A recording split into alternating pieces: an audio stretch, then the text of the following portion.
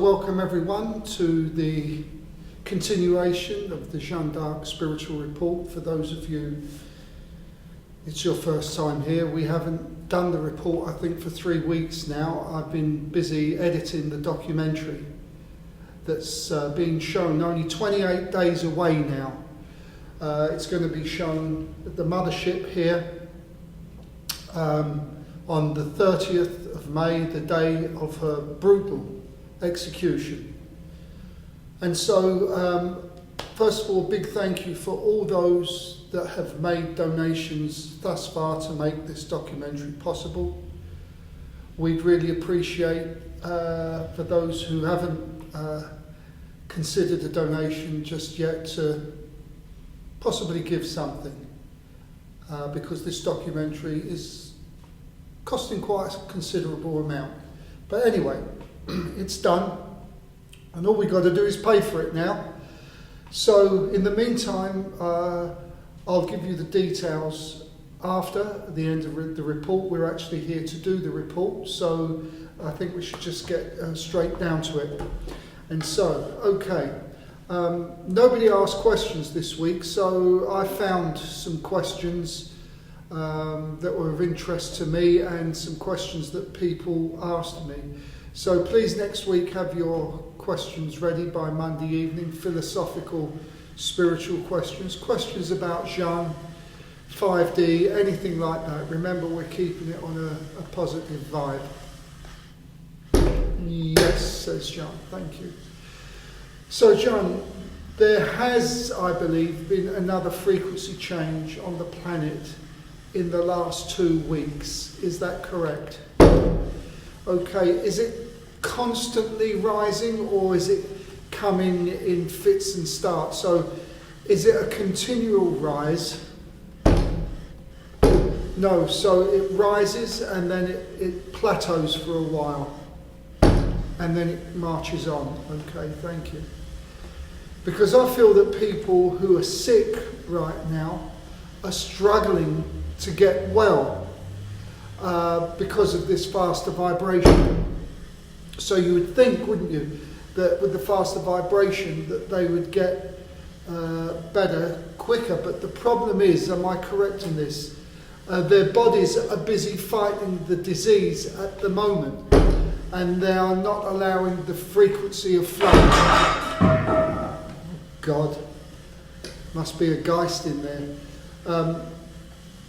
So if you are feeling poorly,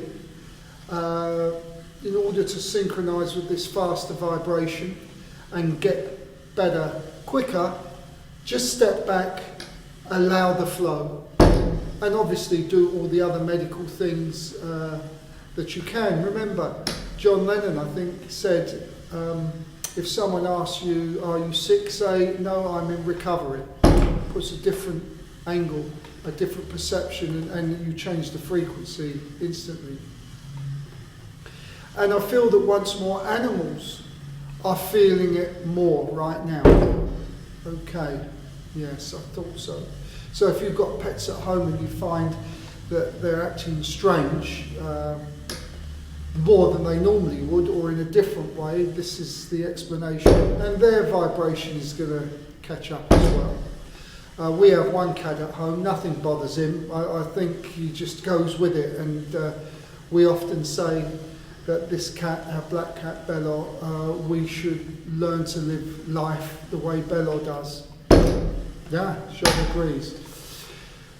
Jeanne, if we focused our thoughts on a single benevolent outcome, let's say abundance for all, then it has to come, correct? Okay. Is it best if everyone's saying it at the same time? Yes. And even stronger in the form of a prayer or a chant of a mantra. That was a strong yes. So, people ask, when's this all going to end? When are we going to get back to normal? I don't really want to get back to normal because normal didn't work. But I take your point. Well, there's no meal ticket. Thank you. We have to work at it, as she did when she was on the earth plane. She had to work at it all the time. And she got some results from it.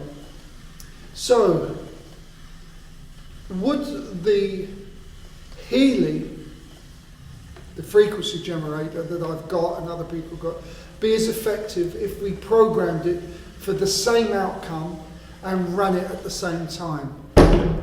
Okay, it'd be much more effective because it's intention. Healing is intention based.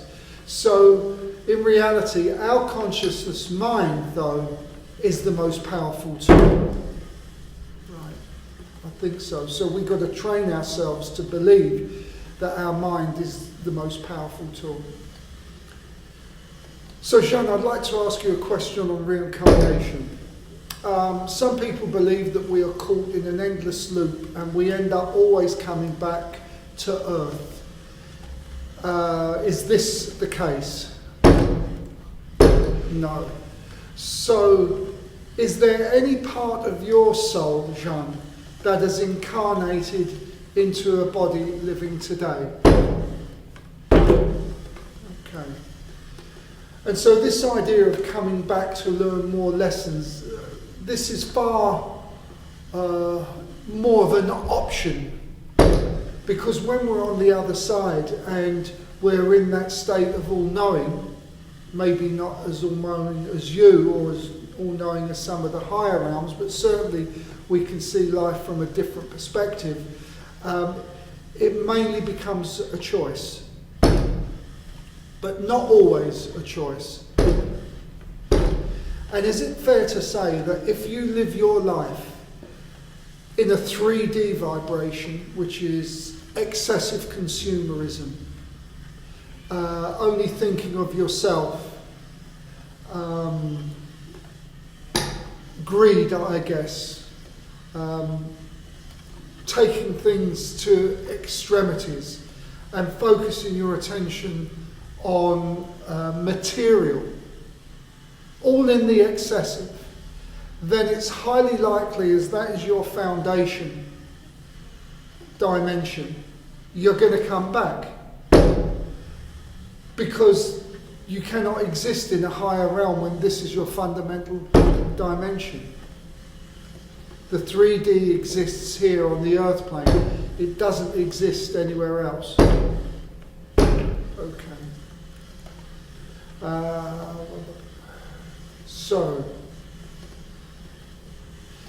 Okay. So some people come here just to do a job, right? And even if they don't know what it is, correct? Okay, but it could be that they've come here just to be a nice person in order to help raise the collective consciousness. And that is greatly overlooked, isn't it? There was a lovely little meme once where a young boy asked the wise old man, what can I be when I grow up? And the old man said, be a nice person. There's really great opportunity in that field, and it's not really taken by many. Paraphrasing, of course. So just by being nice, you help to create a better collective. So here we go again. Someone in history who has committed horrendous atrocities, would he or she have to feel the pain of all those people that they have made suffer? No. It's only if they feel they need to. Sometimes, thank you, sometimes they have to experience something for a little while. This is so that it really means that they can learn from this. But it's not a punishment like people think. There is no punishment, there is no judgment.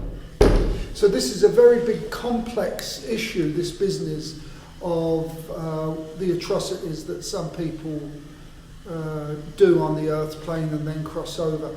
I read a lot of NDE stories, and there was one of this woman. She said, I was a good Catholic girl, and I found myself in hell. Well, it kind of turns out it was her choice to be there. And she did what a good Catholic girl would do, said prayers to the Holy Mother, and boom, there she was, out of hell. Okay. Because actually, Jeanne, you would have been seen as one of those people who created mayhem and atrocities. Yes, okay. So some people, though, do need to go over and go to what is effectively a healing centre when they cross over, especially those that went over the other side with extreme trauma and sudden, like in the tsunami, for example. Okay. So, Jeanne, a question of 5D. Is it accurate to say that rather than a place or an environment, 5D is more of an experience that we're having? And because we have the experience externally, we create it, because we have the experience internally, we create it externally. And this is where you'll start to see the external 5D world. It's already beginning to be noticed here and there. Many of you who work in certain areas of 5D awareness can actually see the signs now of 5D creeping in certain areas. One of them actually is the banking system, where it needs a major overhaul as they're all collapsing because it's supported by 3D structures, and we're pulling away from that 3D structures. As the 3D structure dissolves, so does everything that is linked or supported by it. So this is why we're seeing a little bit of chaos in the financial world. So, Jeanne, you tell me that many people now are having Kundalini activation. Okay. Would symptoms of this include sleep disturbances? Okay, because many people have been coming to me and saying that their sleep has been disrupted. And they're also at the same time getting surges of energy. Correct. And their intuition and their psychic abilities beginning to wake up. So they're getting a deeper sense of purpose. Okay. And you literally see things differently. You see colours more vibrantly, for example. And you're beginning to see things slightly more panoramic with your peripheral vision. A deeper sense of purpose. And here's the one. Thank you. She told me the other day that migraines is a little known symptom of Kundalini awakening. So if you've never had a Kundalini awakening before, then if you're having migraine symptoms and you've never had them before, it could be your Kundalini is awakening.